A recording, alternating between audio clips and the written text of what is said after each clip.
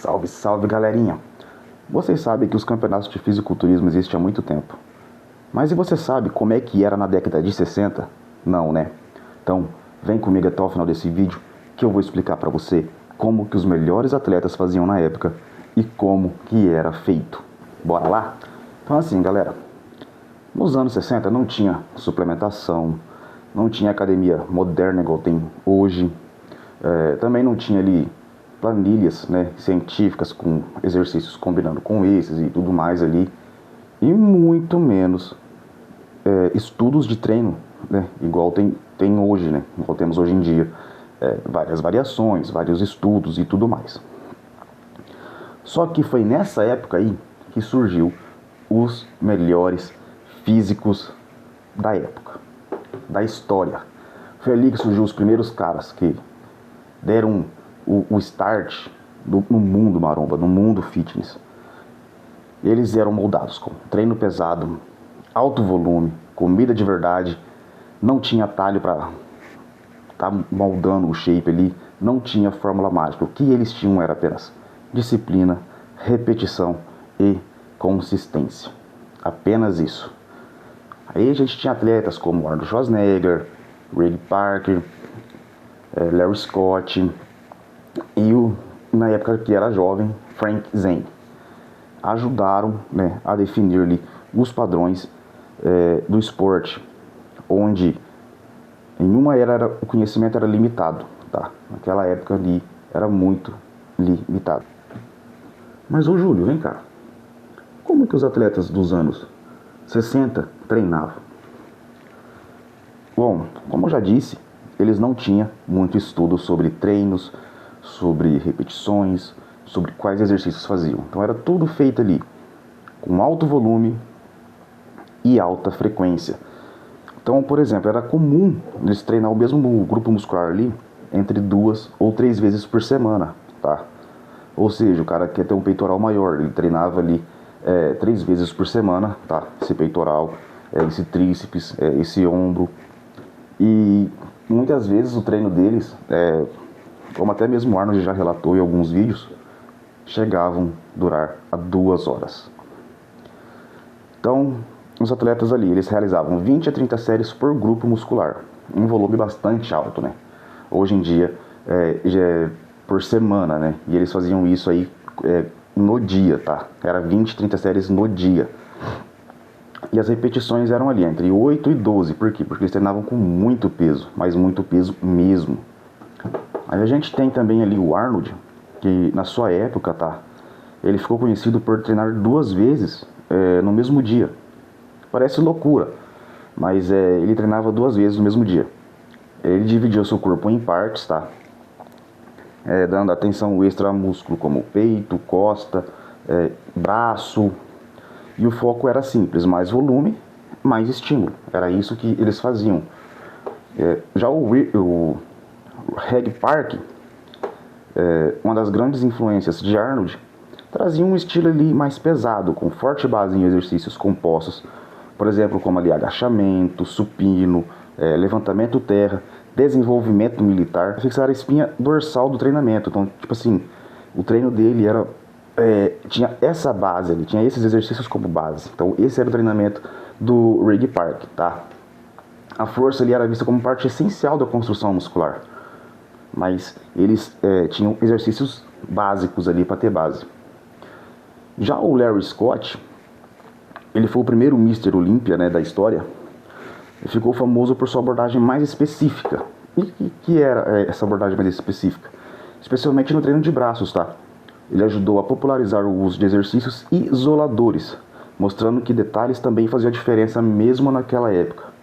Então assim, ou seja, por mais que o treino era simples, né, basicão ali, tinha os exercícios base, ele veio com uma proposta diferente. Ele veio mostrando ali que alguns exercícios isolados também se mostravam eficientes já naquela época. Então, ou seja, a musculação em si, ela sempre foi se moldando de acordo com o tempo. Os próprios atletas moldavam ali os seus exercícios, estudavam exercícios e faziam experiências consigo mesmos ali.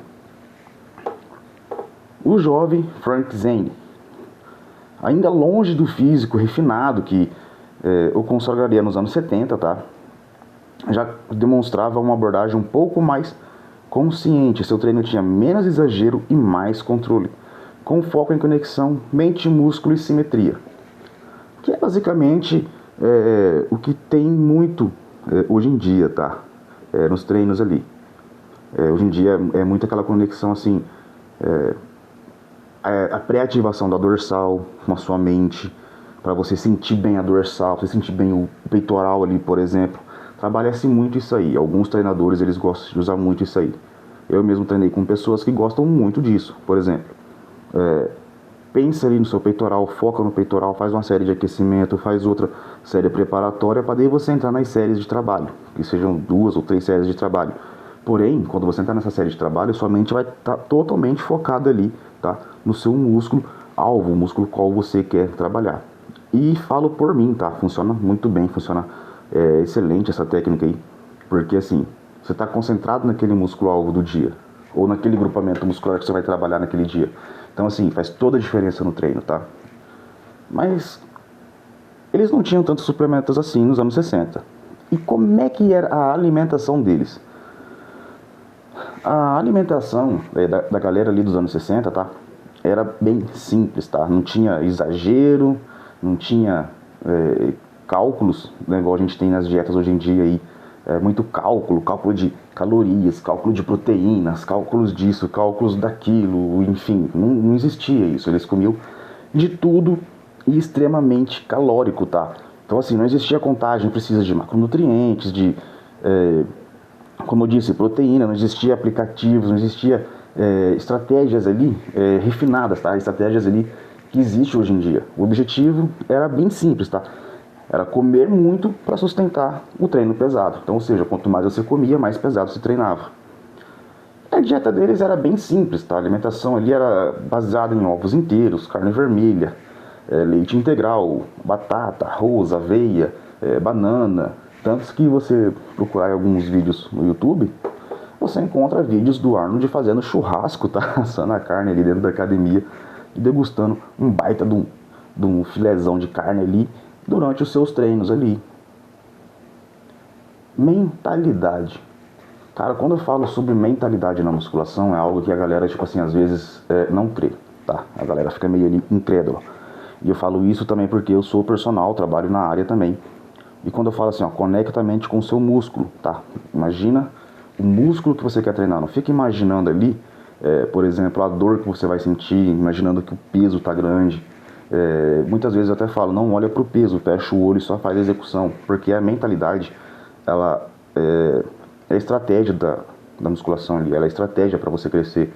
E naquela época ali, o maior diferencial que eles tinham de mentalidade é que não havia distração digital. Então, por exemplo, não tem hoje, igual a gente tem hoje, rede social, não tinha matérias em televisões, não tinha um profissional falando esse exercício é bom e outro falando sobre o mesmo exercício, ele falando que não era bom.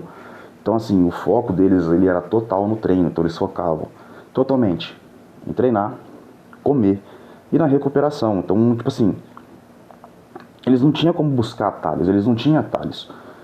E era anos e anos de construção. Então, por exemplo, cada sessão que eles faziam ali era como um passo a mais na direção do físico ideal, tá?